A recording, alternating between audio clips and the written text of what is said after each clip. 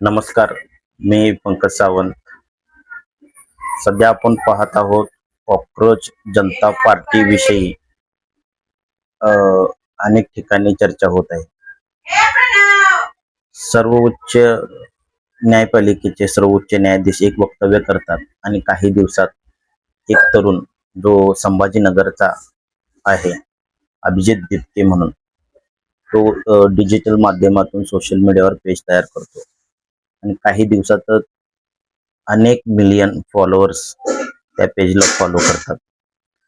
आज आपण भाजप, काँग्रेस किंवा जे दिग्गज पक्ष आहेत त्यांचे सोशल मीडियावर आपण फॉलोअर्स पाहिलो तर ते कमी आहेत. मग उच्च न्यायालयाचे उच्च न्यायाधीश ते एक प्रकारे तरुणांना बेरोजगार किंवा अशा त्या प्रकारची उपमा देत असते. तर आज पाहिलं की पेपरफुटीसारखे प्रकरण आणि भ्रष्टाचार होत आहेत.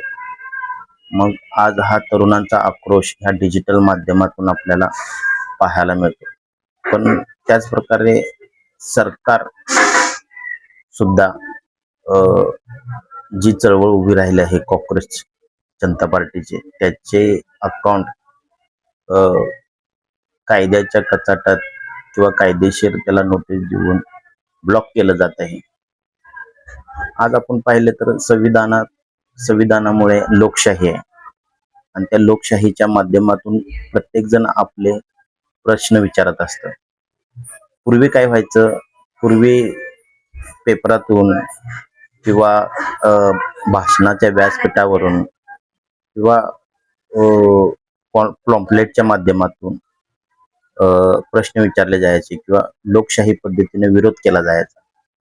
पण आज डिजिटल माध्यम असल्यामुळे डिजिटल माध्यमातून अशा प्रकारे तरुणांचा आक्रोश आपल्याला पाहायला मिळतो. आज एवढे एका पेजला फॉलोअर्स तयार होतात. हा कुठं तरी विचार करण्यासारखी गोष्ट आहे.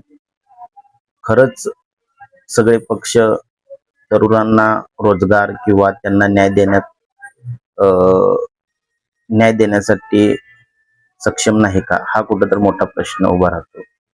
म्हणूनच आज मला असं वाटतं की एक कॉक्रोच पार्टीला राजकारणाच्या चष्म्यातून न पाहता आज तरुणांना त्यांच्या भविष्य काय आहे असं त्यांना प्रश्न निर्माण झाला आहे. त्यामुळे हा जो आक्रोश आहे हा कॉक्रोच जनता पार्टीच्या माध्यमातून अनेक तरुण आपला व्यक्त करत आहेत.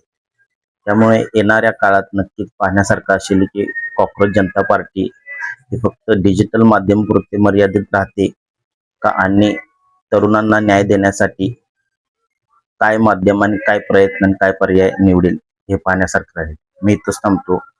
आपण पुन्हा भेटूया. धन्यवाद.